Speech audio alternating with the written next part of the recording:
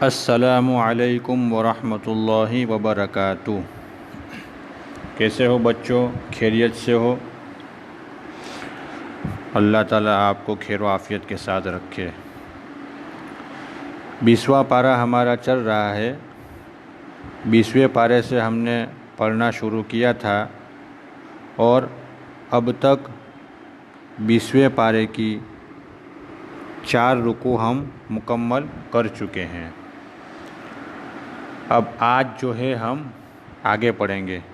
میں پڑھتا ہوں، آپ لوگ دھیان سے سنیے۔ اعوذ باللہ من الشیطان الرجیم، بسم اللہ الرحمن الرحیم۔ وَلَمَّا بَلَغَ أَشُدَّهُ وَاسْتَوَىٰ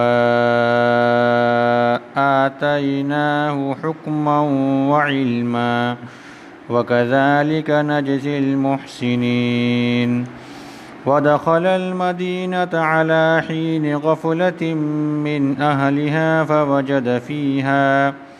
فَوَجَدَ فِيهَا رَجُلَيْنِ يَقْتَتِلَانِ، هذا من شيعته وهذا من عدوه، فاستغاثه الذي من شيعته على الذي من عدوه، فوكزه موسى فقضى عليه، قال هذا من عمل الشيطان إنه عدو مضل مبين۔ قال رب إني ظلمت نفسي فاغفر لي، فاغفر له إنه هو الغفور الرحيم۔ قال رب بما أنعمت علي فلن أكون ظهيرا للمجرمين، فأصبح في المدينة خائفا يترقب فإذا الذي استنصره بالأمس يستصرخه، قال له موسى إنك لغوي مبين۔ فلما أن أراد أن يبطش بالذي هو عدو لهما، قال يا موسى أتريد أن تقتلني كما قتلت نفسا بالأمس، إن تريد إلا أن تكون جبارا في الأرض وما تريد أن تكون من المصلحين۔ وجاء رجل من أقصى المدينة يسعى، قال يا موسى إن الملأ يأتمرون بك ليقتلوك فاخرج إني لك من الناصحين۔ فخرج منها خائفا يترقب، قال رب نجني من القوم الظالمين۔ ولما توجه تلقاء مدين قال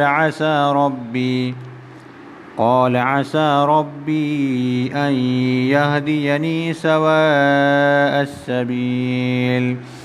ولما ورد ماء مدين وجد عليه أمة من الناس يسقون، ووجد من دونهم امرأتين تذودان، قال ما خطبكما؟ قالتا لا نسقي حتى يصدر الرعاء وأبونا شيخ كبير۔ یہاں پہ دیکھو، یہاں پہ کیا لکھا ہے؟ سکتہ کا مطلب کیا ہوتا ہے کہ جب ہم یہاں سے حتیٰ سے پڑھتے پڑھتے آئیں گے تو یہاں رک جائیں گے، لیکن کیسے رکیں گے؟ صرف ہماری آواز جو ہے وہ بند ہوگی، البتہ سانس جو ہے وہ چالو رہے گی۔ یہاں جو سکتہ کا نشانی ہے تو یہاں پہ کیا کرنے کا، یہاں پہ کیسے رکیں گے، ایسے اوپر سے پڑھتے پڑھتے آئیں گے، لیکن یہاں ہمیں رکنا ہے، لیکن اس طرح رکنا ہے کہ ہماری صرف آواز بند رہے گی، سانس جو ہے وہ کیا ہے، چالو رہے گی۔ سمجھ میں آیا؟ میں پڑھتا ہوں، دیکھو، حتی یسدی الرعاء وابونا شیخ کبیر، مطلب صرف آواز ہی بند ہوگی، سانس تو اپنی چالو ہی رہے گی، تو اس کو سکتہ کہتے ہیں۔ سکتہ کا مطلب اس طرح آیت کرنا، اس طرح رکنا کہ ہماری سانس جو ہے وہ چالو رہے، صرف آواز ہی بند رہے۔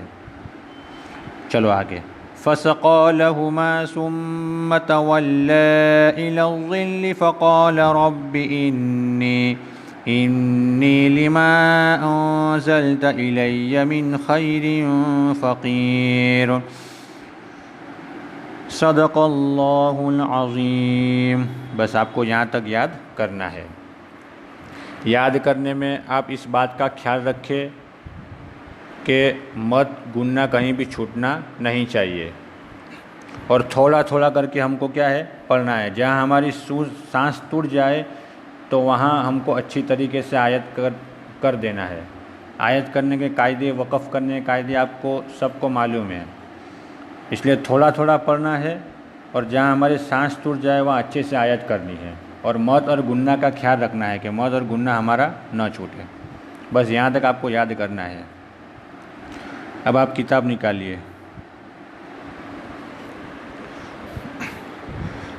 روزانہ قرآن شریف کا ہمارا سبق ہوتا ہے، اور ساتھ میں کتاب کا بھی ہوتا ہے، لیکن میں نے کہا تھا کہ قرآن کا سبق ہم روزانہ پڑھیں گے، لیکن کتاب میں جو ہے وہ سب سبجیکٹ نہیں پڑھیں گے، روزانہ ایک ایک سبجیکٹ پڑھیں گے۔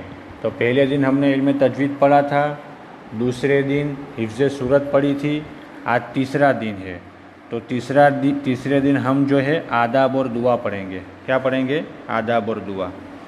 تو آپ جو ہے پیج نمبر 48 نکالیے، پیج نمبر 48، آداب و دعائیں۔ سب سے پہلے آداب و دعائیں کی تعریف سن لیجئے کہ آداب و دعائیں تعریف کیا ہے، ڈیفینیشن کیا ہے۔ آداب و دعائیں زندگی گزارنے کے عمدہ اصول و ضوابط کو آداب اور اللہ تعالیٰ سے مانگنے کو دعا کہتے ہیں۔ یعنی زندگی گزارنے کے جو ضابطے ہیں، جو اصول ہیں، اس کو کہتے ہیں آداب، اور اللہ تعالیٰ سے مانگنے کو دعا کہتے ہیں۔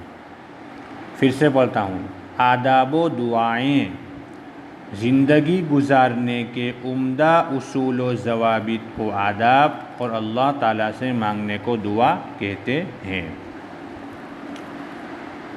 اب میں پڑھتا ہوں سبق نمبر 1، دسترخوان اٹھانے کی دعا۔ پچھلے سال ہم نے بہت ساری دعائیں، بہت ساری سنتیں یاد کی ہے، برابر؟ تو ہم کو کیا ہے، ان دعاؤں کو پڑھتے رہنا ہے، اور سنتوں کے اوپر کیا ہے، عمل کرتے رہنا ہے۔ ہم جو بھی عمل کریں اور اس عمل سے متعلق جو بھی دعا ہو، تو ہم کو کیا ہے، پڑھنے کی کوشش کرنی چاہیے، بلکہ کوشش نہیں، پڑھنا ہی چاہیے، اور اس کے اوپر عمل کرنا ہی چاہیے۔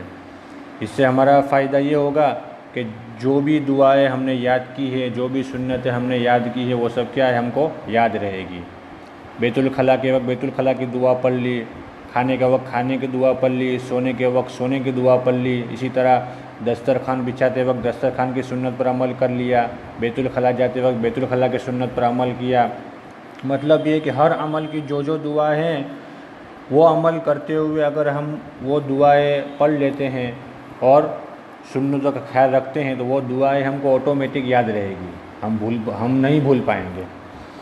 اس لیے پچھلے سال ہم نے جتنی بھی دعائیں یاد کی ہے، سنتیں یاد کی ہے، تو ہم کو چاہیے کہ اس عمل، ہم جو بھی عمل کریں اور اس عمل سے ریلیٹڈ جو بھی دعا ہے، اس کو کیا ہے، ہم روزانہ پڑھیں۔ کھانے کے وقت کھانے کی دعا پڑھیں، سونے کے وقت سونے کی، پانی پینے کے وقت پانی پینے کی، دودھ پینے کے وقت دودھ پینے کی، ہر ایک عمل کی ہر دعا ہم نے یاد کی ہے، اس کو پڑھنے کی کوشش کریں۔ اس سے ہمیں فائدہ یہ ہوگا کہ ہم کو کیا ہے سب دعائیں یاد رہیں گی، ورنہ ہم بھول جائیں گے۔ تو یہ دسترخوان اٹھانے کی دعا۔ حضرت ابو امامہ رضی اللہ عنہ فرماتے ہیں کہ جب رسول اللہ صلی اللہ علیہ وسلم کے سامنے سے دسترخوان اٹھایا جاتا تو رسول اللہ صلی اللہ علیہ وسلم یہ دعا پڑھتے: الحمدللہ حمدن کثیرن طیبن مبارکن فیہ غیر مکفی ولا مودع ولا مستغنن عنہ ربنا۔ میں پھر سے پڑھتا ہوں۔ حضرت ابو امامہ رضی اللہ عنہ فرماتے ہیں کہ جب رسول اللہ صلی اللہ علیہ وسلم کے سامنے دسترخوان اٹھایا جاتا تو رسول اللہ صلی اللہ علیہ وسلم یہ دعا پڑھتے۔ حضرت ابو امامہ صحابی جو ہے وہ فرماتے ہیں کہ جب بھی ہمارے نبی صلی اللہ علیہ وسلم کے سامنے سے دسترخوان اٹھایا جاتا تو ہمارے نبی صلی اللہ علیہ وسلم یہ دعا پڑھتے۔ کون سی دعا پڑھتے؟ الحمدللہ حمدن کثیرن طیبن مبارکن فیہ غیر مکفی ولا مودع ولا مستغنن عنہ ربنا۔ اس کا ترجمہ دیکھ لیتے ہیں۔ ترجمہ: تمام تعریفیں اللہ ہی کے لیے ہیں، ایسی تعریف جو بہت زیادہ ہو، پاکیزہ ہو، بابرکت ہو۔ اے ہمارے رب، ہم اس کھانے کو ناکافی سمجھ کر اور بالکل رخصت کر کے اور اس سے بے نیازی اختیار کرتے ہوئے نہیں اٹھا رہے ہیں۔ یہ اس کا ترجمہ ہے۔ اب یہ دعا جو ہے آپ کو اچھے سے یاد کرنی ہے، اور یاد جب ہو جائے تو جب بھی ہم کھانے کے بعد دسترخوان اٹھائے تو دسترخوان اٹھاتے وقت ہم کو یہ دعا کیا ہے پڑھنی ہے۔ نہ صرف یہ دعا بلکہ ہم نے پچھلے سال جتنی بھی دعائیں پڑھی ہے وہ سب دعائیں ہم کو کیا ہے، جو بھی عمل کرے وہ دعا ہم کو کیا ہے پڑھنی ہے برابر۔ اس سے کیا ہے کہ جتنی بھی دعائیں سنتیں یاد ہم نے کی ہے وہ سب ہم یاد رکھ پائیں گے، بھولیں گے نہیں۔ تو یہ دسترخوان اٹھانے کی دعا ہے، اس کو اچھے سے آپ یاد کرو، اور جب بھی دسترخوان اٹھاؤ تو یہ دعا پڑھتے رہنا چاہیے۔ اور اگر ہو سکے تو اس کا ترجمہ بھی جو ہے آپ اچھے سے یاد کر لیں، تاکہ ہم کو کم سے کم یہ تو معلوم ہو کہ جو دعا ہم پڑھ رہے ہیں آخر اس کا مطلب اور اس کا ترجمہ کیا ہے۔